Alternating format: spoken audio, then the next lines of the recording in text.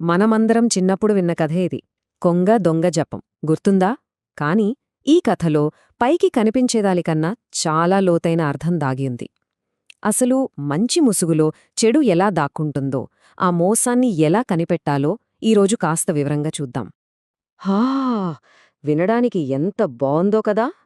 కథ మొదలయ్యేదే కొంగ యొక్క ఈ నకిలీ భక్తితో. కాని ఇది ప్రార్థనలా అనిపిస్తున్నా ఇది ప్రార్థన కాదు, ఒక భయంకరమైన మోసానికి వేస్తున్న పునాది.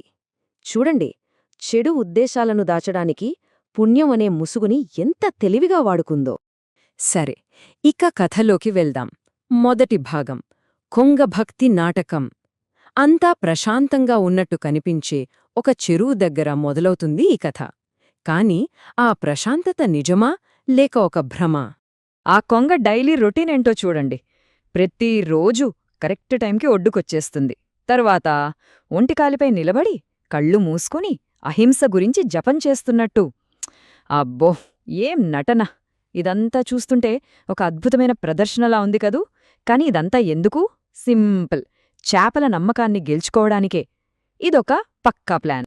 పాపం చేపలు, వాటి అమాయకత్వం చూడండి. పరిస్థితిని పూర్తిగా కంప్లీట్గా తప్పుగా అర్థం చేసుకున్నాయి. కేవలం ఆ పైకి కనిపించే వేషాన్ని చూసి ఆ దొంగ జపాన్ని నిజమని నమ్మేశాయి. అంటే వాటి పాలిట యమదూతలాంటి ఆ కొంగను ఒక స్నేహితుడిగా చూశాయన్మాట. సరే, ఇక రెండవ భాగానికి వద్దాం. ఈ మోసపూరిత భక్తి. ఇక్కడ కొంగ కేవలం నటనతో ఆగలేదు. తన జిత్తులమారి ప్లాన్ను మాటలతో ఇంకా స్ట్రాంగ్ చేసుకుంది. సహజంగానే చేపలకు అనుమానం వచ్చింది. వచ్చి అడిగాయి. అప్పుడు చూడాలి కొంగ తెలివి. వెంటనే ఒక సూపర్ స్టోరీ అల్లేసింది. నేను మారిపోయాను, నా పాపాలన్నీ వదిలేసుకున్నాను, ఇకపై ఏ జీవికి చిన్న హాని కూడా చెయ్యను అని చెప్పింది. ఆలోచించండి, ఇది మామూలు అబద్ధం కాదు. ఇది వాళ్ల నమ్మకాన్ని పూర్తిగా చంపేసి తన బుట్టలో వేసుకోవడానికి వేసిన ఒక మాస్టర్ ప్లాన్. ఇక్కడే ఉంది అసలు ట్విస్ట్. ఒకవైపు చేపలకు ఏం కనిపించింది? రోజూ క్షమించమని ప్రార్థించే ఒక సాధువు, ఒక మంచి కొంగ. కాని మరోవైపు అసలు నిజమేంటి? అది అవకాశం కోసం ఎదురుచూస్తున్న ఒక కన్నింగ్ ప్రెడేటర్, ఒక జిత్తులమారి వేటగాడు. చూసారా, పైకి కనిపించేదానికి అసలు వాస్తవానికి మధ్య ఎంత తేడా ఉందో? ఇదంతా ఒక పర్ఫెక్ట్ యాక్టింగ్, ఒక నాటకం. ఎప్పుడైతే చేపలు దాన్ని పూర్తిగా నమ్మేశాయో అప్పుడు బయటపడింది కొంగ అసలు స్వరూపం. ఒక్కొక్కదాన్ని తీసుకెళ్లి తినడం స్టార్ట్ చేసింది. ఎంత కష్టపడి సంపాదించుకున్న నమ్మకాన్ని ఎంత దారుణంగా మోసం చేసిందో కదా. ఓకే, ఇప్పటివరకు కథ ఒకలా నడిచింది. కాని ఇక్కడ నుండి టోన్ పూర్తిగా మారిపోతుంది. ఆ ప్రశాంత వాతావరణం పోయి ఇప్పుడు కథలోకి అనుమానం, టెన్షన్ ఎంటరవుతాయి. చేపల గుంపులో ఏదో తేడాగా ఉంది, ఏదో తప్పు జరుగుతోందని నెమ్మదిగా అందరికీ అర్థం కావడం మొదలవుతుంది. రోజులు గడుస్తున్నాయి. చెరువులో చేపల సంఖ్య గమనించేంతగా పడిపోతోంది. ఇది ఊహ కాదు, అనుమానం అంతకన్నా కాదు, కళ్ల ముందు కనిపిస్తున్న నిజం. మరి ఆ చేపలన్నీ ఎక్కడికి పోతున్నాయి, ఏమైపోతున్నాయి? ఇప్పుడు కథలోకి మన హీరో ఎంటరవుతాడు. ఒక తెలివైన ముసలి చేప.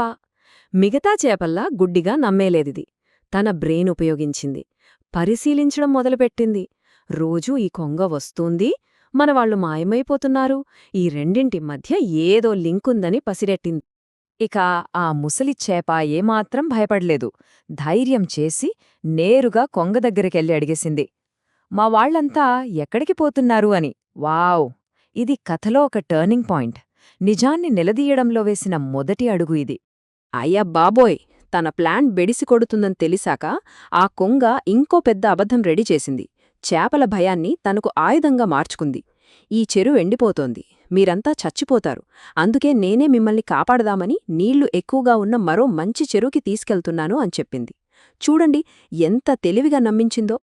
ఇక నాలుగో భాగానికొచ్చాం, ఎముకల కుప్ప. ఆ ముసలిచేపకు వచ్చిన చిన్న అనుమానం ఇప్పుడు ఒక భయంకరమైన నిజాన్ని బయటపెట్టబోతోంది.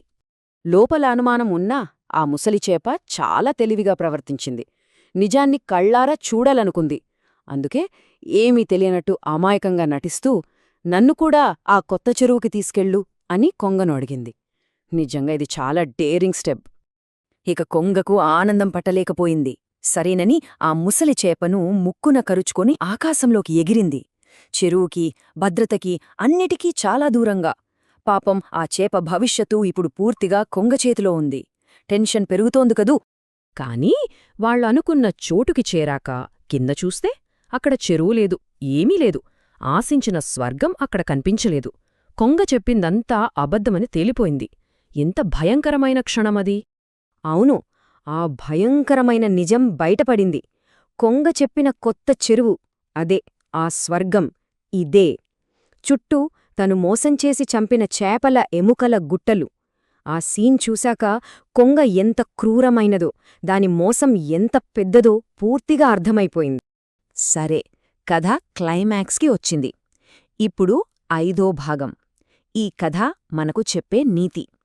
ఇంత పెద్ద మోసం నుంచి మనం ఏం నేర్చుకోవాలి? అసలు తెలివి అనేది మోసాన్ని ఎలా ఓడించింది? ఈ కథ మొత్తానికి హెడ్డింగే ఇదే: దొంగ జపం. సింపుల్గా చెప్పాలంటే, చెడు ఆలోచనలను మనసులో పెట్టుకుని పైకి మాత్రం చాలా మంచివాడిలా, భక్తి ఉన్నవాడిలా నటించడం. కథ మొత్తం సారాంశం ఈ ఒక్క పదంలోనే ఉంది. ఆ ప్రమాదంలో కూడా ఆ ముసలి చేప ఎంత తెలివిగా ఆలోచించిందో చూడండి. అస్సలు భయపడలేదు. వెంటనే ఒక ప్లాన్ వేసింది.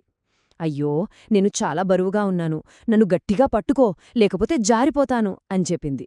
ఆ మాటలు నమ్మి కొంగ పట్టు మార్చడానికి నోరు తెరవగానే అంతే తెలివిగా జారిపోయి కిందున్న చెరువులోకి దూకేసింది. ఇక్కడే తెలివి అనేది మోసాన్ని చిత్తుచిత్తుగా ఓడించింది. చూశారా, మన హీరో బతికి బయటపడ్డంతో ఆ చెరువులోని చేపలన్నీ బతికిపోయాయి. అది వెంటనే వెనుక్కి ఈదుక్కుంటూ వెళ్లి మిగిలిన చేపలన్నింటినీ అలర్ట్ చేసింది. కొంగ మోసం గురించి చెప్పి హెచ్చరించింది. అంటే ఒక్కరి తెలివి, ధైర్యం ఒక సమాజాన్నే కాపాడింది. ఫైనల్గా ఈ కథ మనకు చెప్పే ఒకే ఒక్క శక్తివంతమైన నీతి ఏంటంటే, మంచి వేషంలో ఉన్నవాడే అసలైన దొంగ. ఎప్పుడు గుర్తుపెట్టుకోండి, నిజమైన ప్రమాదం ఎప్పుడూ మంచి ముసుగులోనే దాక్కునుంటుంది. కేవలం పైకి కనిపించే వేషాన్ని చూసి ఎవ్వరినీ అంచనా వేయకూడదు అని ఈ కథ మనకు గట్టిగా చెబుతోంది. ఈ కథ అయిపోయింది, కాని మనకొక ప్రశ్నను వదిలి వెళ్తుంది. ఒక్కసారి ఆలోచించండి, మన నిజ జీవితంలో ఇలా పైకి కనిపించే నటనను చూసి అసలు స్వభావాన్ని అంచనా వేయడంలో మనం ఎంత తరచుగా